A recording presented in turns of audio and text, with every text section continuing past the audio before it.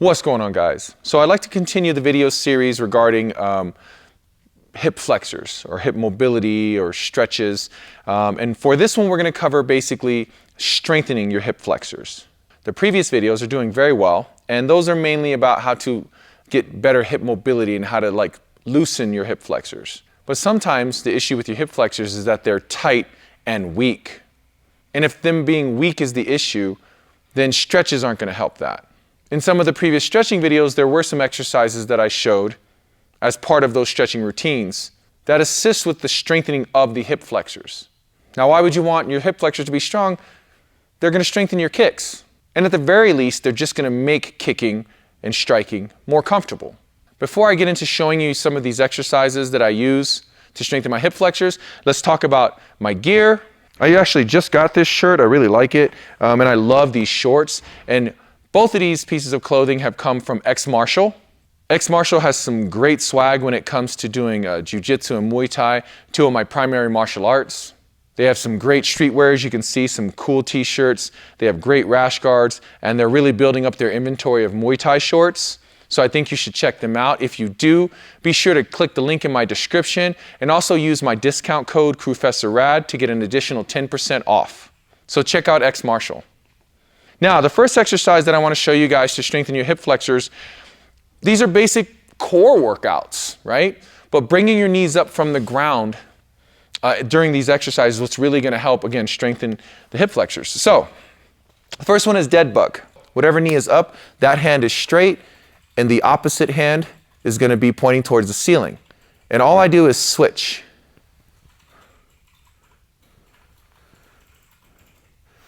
Now, do whatever rep count you want. If you have to start at a lower rep count because you're not comfortable with the movement, that's fine. If you are comfortable, you can do rep counts as high as 20 or more, right? Breaking up into multiple sets. But this is a great core exercise by itself. But doing it to strengthen your hip flexors is something that people probably didn't consider. If you really want to make it a little more intense, then you're going to pull your arm across towards the knee and really hold.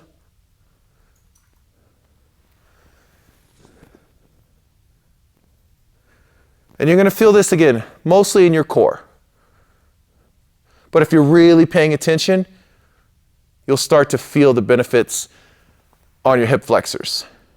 These next exercises I covered during one of my other stretching videos. These are great. I love these. So ultimately, walk your legs out to a comfortable stretch, not a full stretch. You don't actually want to be focused on the stretching in this particular exercise.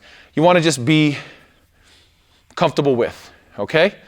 Now, when you start out, you may have to put your hands down to help, but you want to get to a point where you can kind of do this, or your hands go here. If you need to put your hands here, that's fine too. We're just focused on picking these legs up, okay? So we do one at a time, all right? And you could do I do 10 reps, one leg, 10 reps on the other leg. I rest for 5-10 seconds, and then I do another set of 10. And you could do them at various degrees, 10,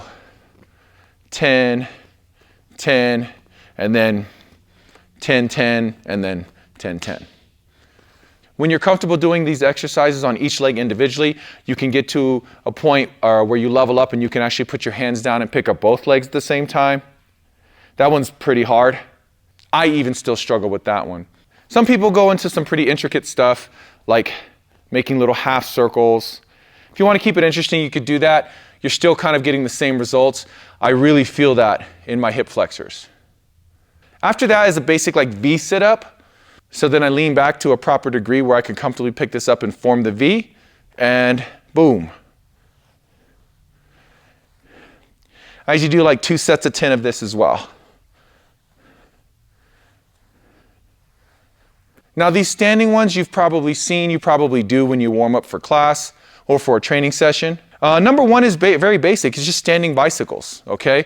So you put your hands here behind your head, wherever you're comfortable, and then you just very basic standing bicycles. Now, these are so simple. At the very least, I do 50. In the same vein of basically picking up my knees, another exercise, again, you've probably done during warm-ups, is just picking up your knee like this, right? And then out. You can alternate, or you can just do a set of 10 straight up and then do a set of 10 out. Make sure you even things out.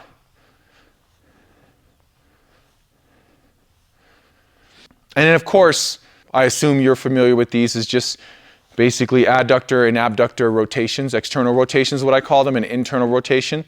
So again, external rotation. Now, you can alternate, or you just do 10 on one side, and then of course, you do your 10 on the opposite side. And of course, you want to get your internal rotation. The functionality of this always seems to throw off beginners, but if you've been doing these types of movements, it should be pretty simple. Again, you start outside and bring it in, right? Again, you could do alternating. I find a nice little stutter step seems to be very helpful when doing alternating. This is how I do mine. Also, I like this because it just gets my form regarding slapping knees real tight. Or if you want to do them individually, just make sure you're really going out, coming in. You get some weird variations, and you want to do it right, because anything worth doing is worth doing right. So those are some hip flexor exercises that I do to, again, keep my hip flexors strong, to keep my kicks strong. And again, it goes beyond just my Muay Thai or kickboxing, my striking. It helps with just walking, just my functional being, like my functional strength, my jiu-jitsu, my grappling. Tight or weak hip flexors, given the fact that, you know, this is what pulls our legs upward or helps us like driving our hips forward, or just doing core exercises, or bending over and then picking things up, driving our hips through. You don't want to be dealing with tight or weak hip flexors. So I hope this video was helpful. Please be sure to like and subscribe, and I'll see you in the next one.